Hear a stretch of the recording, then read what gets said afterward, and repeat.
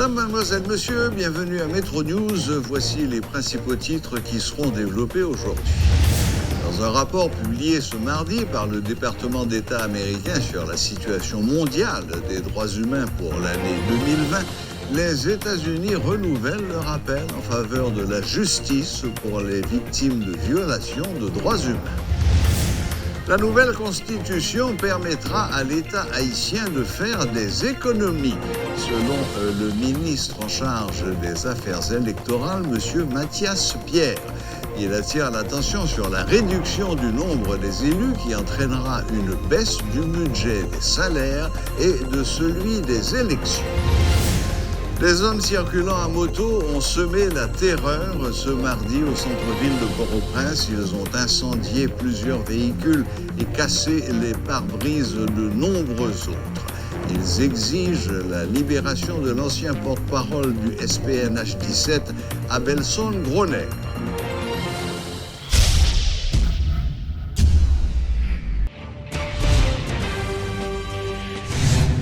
Une nouvelle cohorte de 10 jeunes cadres issus d'horizons divers s'apprête à intégrer la diplomatie haïtienne.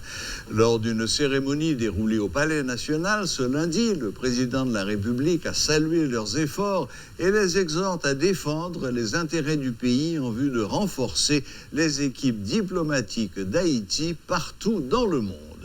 Le chef de l'État en a profité pour réitérer son engagement à renforcer la diplomatie haïtienne. Mes chers compatriotes, jeunes diplomates, les problèmes du pays sont nombreux. Les enjeux mondiaux sont complexes. Pour les aborder, il faut du savoir, il faut du savoir-faire, de l'énergie et de solides connaissances. Vous, filles et fils du peuple, la nation compte sur vous, sur votre patriotisme, dans la défense des intérêts d'Haïti, dans vos postes respectifs.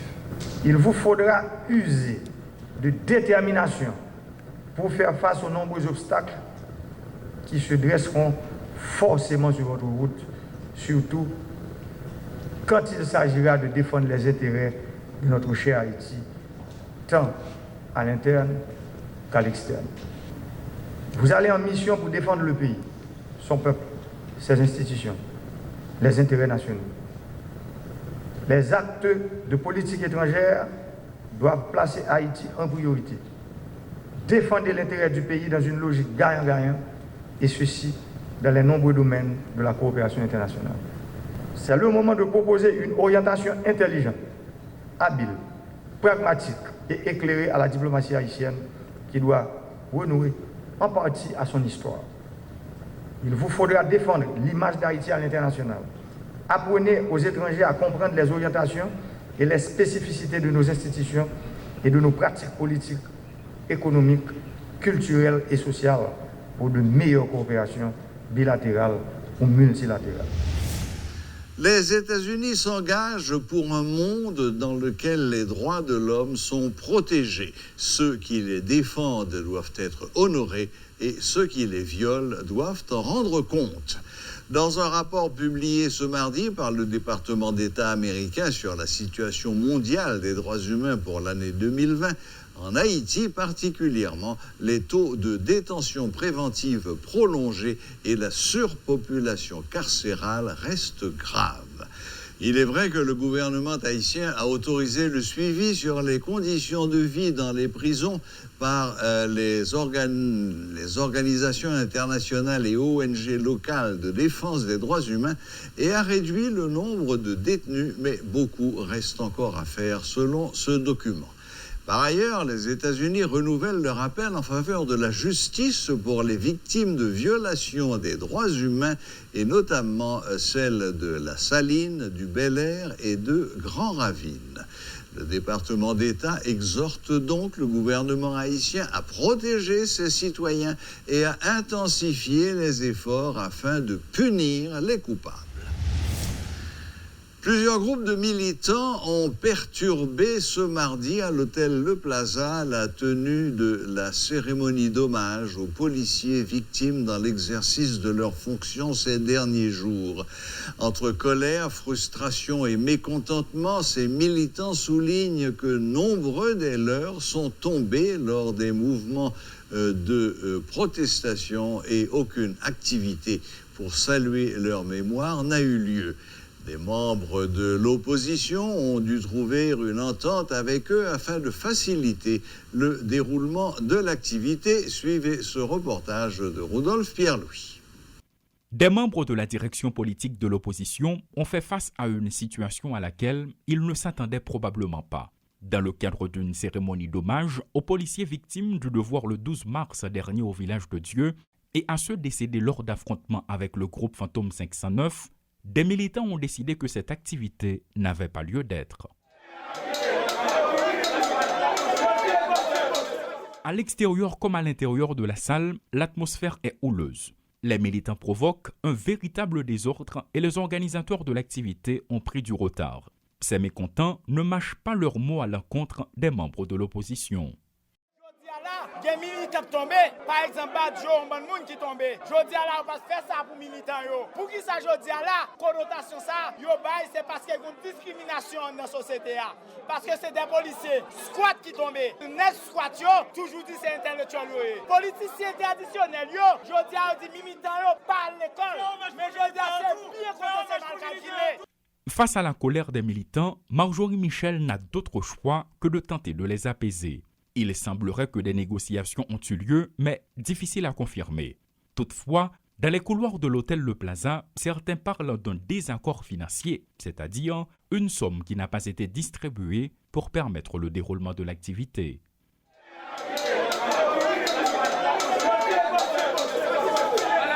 Après s'être entretenus avec l'ancienne ministre Marjorie Michel, les militants ont quitté l'espace.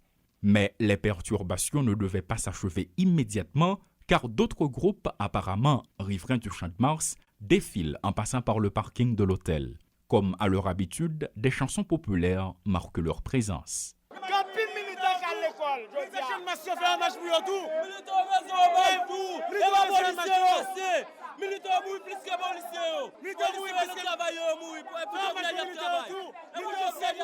Qu'il s'agisse de Marjorie Michel, de Maître André Michel ou des pasteurs présents, aucun n'a pu prendre la parole dans le calme et la sérénité. Cris, turbulences, rien ne s'est déroulé comme prévu. Des militants sont-ils en désaccord avec les représentants de l'opposition? Pourquoi tant d'agressivité envers eux? Autant de questions qui se posent. Certains se montrent même agressifs envers la DIRPOD. Je dis là, ça de secteur démocratique après, pas prendre la main, après je vais finale, pour le bataille nous allons faire l'encassement. Nous allons goumer contre André Michel, nous allons goumer contre Majorie, nous allons goumer contre Moïse Charles, nous allons goumer contre Nel Kassi, et nous allons goumer contre Ned Yore les gens bataille. Pour qui ça, nous besoin leur casse politique.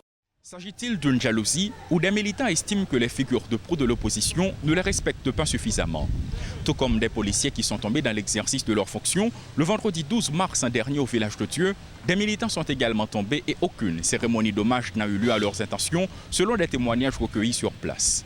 Une situation qui a soulevé leur colère et empêché l'activité de commencer à l'heure.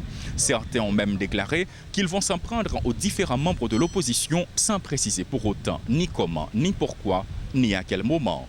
Paul Léel et Rodolphe Pierre-Louis pour Télémétropole. Le ministre chargé des questions électorales, Mathias Pierre, affirme que les citoyens ont le droit de manifester pacifiquement contre le projet de référendum. Toutefois, il demande aux acteurs politiques de laisser le peuple se prononcer sur l'avant-projet de nouvelle constitution. Il appelle l'opposition à rejoindre ce projet national et à laisser les électeurs décider de ce qui est bon pour eux. Je vous dis, laissez frapper qui gagne, côté que nous devons concentrer sur questions économiques, nous devons concentrer sur création d'emplois, nous devons concentrer sur création de richesses qui peut permettre de réduire la pauvreté dans le pays. Nous constamment, il y en a beaucoup mal, nous plutôt rentrer dans laisser frapper pays loc. Nous plutôt rentrer dans laisser frapper 509, nous rentrer dans toute forme de combat qui, objectif, c'est détruire beaucoup plus. Donc, je dis, lors d'une société qui arrive dans la dimension ça, est-ce que, ou pas de dire tout, est-ce que pas de gagner l'autre contrat social? Maintenant, le point fondamental, c'est que, en face là, la demande des nouvelles constitutions, le président Jovenel Moïse, il est au pouvoir, il est en fin de mandat, il ne sera pas, il n'ira pas aux élections, il n'est pas candidat, il n'est pas supporté qu'un groupe. Eh bien, pourquoi pas? Mettez ensemble avec elle, bon avant-projet de constitution, bon avant-projet constitutionnel là, oui, son référendum qui vous fait, c'est peuple qui vous voter. Pour qui ça, messieurs, pas organiser, messieurs, dames, pas organiser, pour nous travailler sur avant-projet, mettez que ça ne t'a rien la donne, et à partir de ça ne t'a rien la donne, l'y entrer en référendum, et à ce moment-là, si nous pas remel, nous fait peuple à voter non. Si nous remel, nous fait peuple à voter oui. Ça veut dire que je dis pour moi, jouet démocratique là, li doit dans débat, jouet démocratique là, li doit dans élection, jouet démocratique là, li pas doit dans laisser frapper, mais en fait, je dis c'est comme ça que Wendell et que m'a pris. Moi ri parce que moi regarde volume moun qui t'a dit Constitution 87 pas bon. Constitution 87 qui ça, yo voulait changer constitution, yo fait Marriott, yo mettez document dehors pour changer constitution. Et puis parce que pour faire une nouvelle constitution. Et puis qu'on y a un projet de nouvelle constitution, même moun sa yo qui était pour nouvelle constitution, je dis qu'a dit peuple là, on crase brisé, on détruit parce que nous pas voulons constitution, nous voulons garder la constitution de 1987. Maintenant l'initiative en cours qui est un avant-projet pour une nouvelle constitution. Moi, je crois que je dis, faut nos amis, frères de l'opposition, font-ils camper sous obsession, faut nous Jovenel aller, et c'est ça qui est seule obsession, je dis. En nous, pour un président Homo, il y a un projet en vigueur et en circulation. On prend un projet ça, on nous fait de ce projet ça un projet national, et à partir de ce projet national, doter cette nation d'une nouvelle constitution. Certainement, le peuple là aura décidé avec bulletin de vote oui ou non s'il voulait, et certainement faire des élections côté que tout le monde a élu pour 5 ans et que le pays a un petit break dans l'instabilité de la constitution. C'est un texte qui traduit le contrat social entre les Haïtiens et que seul monde qui a sanctionné, c'est le peuple haïtien. Moi, je pense que je dis, laissons au peuple de décider. Et seul côté pour le décider, c'est à travers un référendum. Côté que, il peut voter oui ou non. Pourquoi avoir peur de la consultation populaire? Parce que ce sont presque obsessions en Haïti. L'avant-projet de constitution et le référendum qui doit le ratifier continuent de faire couler beaucoup d'encre. Les avis sont partagés et souvent très tranchés. Nous avons avec nous ce soir pour en parler sur le plateau de Métro News, M. Richard Doré, conseiller spécial du président de la République. Bonsoir, Richard Doré. Bonsoir Serge et bonsoir à tous les téléspectateurs de Métropole. Monsieur Doré, je crois que vu la quantité d'avis qui sont donnés, comme je viens de le dire, qui sont toujours très tranchés, je crois qu'il serait bon d'essayer de faire un petit peu un travail pédagogique afin que le grand public soit informé, parce que je doute qu'il y ait une majorité de gens qui va prendre le temps de lire l'intégralité de ce document, même s'il n'est pas très important. Alors, commençons par la première question que beaucoup de gens se posent. Avez-vous le droit d'organiser un référendum pour voter une nouvelle constitution? Bon, ce n'est pas interdit constitutionnellement. Donc, c'est un droit imprescriptible et inaliénable du peuple haïtien de se doter d'un nouveau texte constitutionnel s'il estime que les textes qu'il a actuellement ne répondent pas à ses besoins. Donc, normalement, dans la Constitution non plus, ce n'est pas interdit. La Constitution interdit de modifier le texte par voie référendaire, mais la Constitution de 87 ne saurait interdire au peuple haïtien de se doter d'un nouveau texte constitutionnel, parce que c'est un droit imprescriptible et inaliénable du peuple haïtien. Voilà qui est clair. Donc, pas de référendum s'il s'agit de faire des amendements à la Constitution, mais vous avez le droit de faire appel au référendum, c'est-à-dire directement au peuple, oui, pour changer la Constitution elle-même.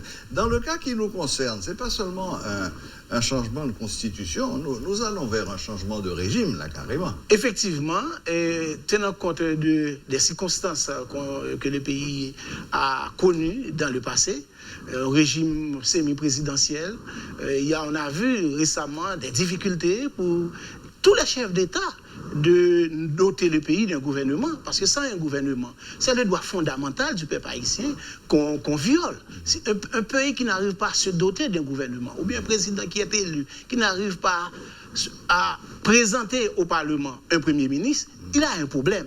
Donc, c'est pourquoi, tenant compte de tous les problèmes qu'on a eus avec les textes constitutionnels, il était question de l'ensemble des rapports qui ont été réalisés par des experts et par l'argent du contribuable haïtien, par des gens de la société civile, de la classe politique. Tous ces rapports, ou bien tous les commentaires vont dans ce même sens. Il faut un autre régime politique. Donc, le régime qui est proposé ici, c'est un régime présidentiel classique. Le président élu au suffrage universel direct, c'est l'élection nationale, c'est le seul élu qu'on a au niveau national, mais il doit gouverner. Il a été aux élections, il a présenté un programme à la population, mais il doit avoir la capacité de gouverner, de mettre en œuvre la politique qui a été négociée lors des élections. Donc c'est normal. Donc là, on sort des régimes semi-présidentiels où il y a des gens qui parlent même de régime d'assemblée. La confusion de pouvoir. Là, on est en train d'avoir un régime classique. Le président exerce le pouvoir exécutif, le Parlement exerce le pouvoir législatif, le judiciaire, l'appareil judiciaire est indépendant. Donc je pense que c'est classique, même s'il doit avoir des organes de contrôle, de régulation, des espaces de régulation du jeu politique. Mais normalement, je pense que ça convient mieux à Haïti, parce que nous sommes un pays pauvre, on ne peut pas diriger le pays, on ne peut pas faire le développement économique et social avec un exécutif affaibli. Donc voilà. Justement, et M. Doré, parlons de l'exécutif. Beaucoup de ceux qui critiquent cet avant-projet disent que dans ce projet de constitution, tous les pouvoirs vont se trouver rassemblés entre les mains du chef de l'État. Est-ce que vous répondez à ça? Non, c'est pas vrai. C'est que le président de la République exerce la plénitude du pouvoir exécutif. Le Parlement exerce les deux mécanismes de pouvoir du Parlement. Fait la loi, voter les lois, également contrôler le gouvernement. Et c'est affirmé dans les documents qui a été soumis. N'oublie pas, c'est un avant-projet. Qui a été soumis par le Conseil consultatif indépendant. Donc, tout ça est là. Donc non, le président reste dans la plénitude du pouvoir exécutif. Il n'interfère pas dans le champ du législatif. Même si dans les textes, on a essayé de rationaliser le parlementarisme haïtien. De sorte que vous faites une forme de différence dans le domaine de la loi et le domaine des règlements. Et c'est un effort d'avoir un parlementarisme rationalisé. Ça répond à un besoin. Parce qu'on sait pertinemment depuis des années, et on a toujours des décrets. Pourquoi on a toujours des décrets? C'est parce que le texte constitutionnel dit tous les domaines, c'est le domaine de la loi. Or, pour changer le nom des ministères, on n'a pas besoin d'une loi pour faire ça. D'autant plus que le ministère, c'est un outil de l'exécutif. Non, on peut faire ça par un décret, et par un arrêté pour modifier les noms. Mais tous les domaines de la loi, par exemple, tout ça a été identifié, les champs de la loi ont été identifiés, tout ce qui se rapporte au budget, à la liberté, au droit électoral, code du travail, les rapports internationaux, ça c'est le domaine de la loi. Maintenant, tout ce qui relève de l'activité quotidienne du gouvernement, et changer un ministère, créer un organisme à l'intérieur du ministère, on peut faire ça par le domaine, par la voie réglementaire. Donc il y a un parlementarisme rationalisé. On voudrait rationaliser le travail du Parlement pour qu'on puisse avoir une démocratie apaisée dans un pays qui a besoin de mouvements, de la pensée, de discussions, etc. Le travail parlementaire est renforcé, même si c'est rationalisé, mais c'est renforcé. Le Parlement est cantonné dans son travail. Aujourd'hui, ce qu'on a dans la Constitution de 87, il y a confusion de pouvoir, il y a un exécutif parlementaire ou bien parlementaire exécutif. Ça ne marche pas. Ça ne marche pas. Il y a confusion. Donc il faut faire une séparation nette et claire entre les champs de compétences des pouvoirs. Et ce qui est proposé par le CCI. Très bien.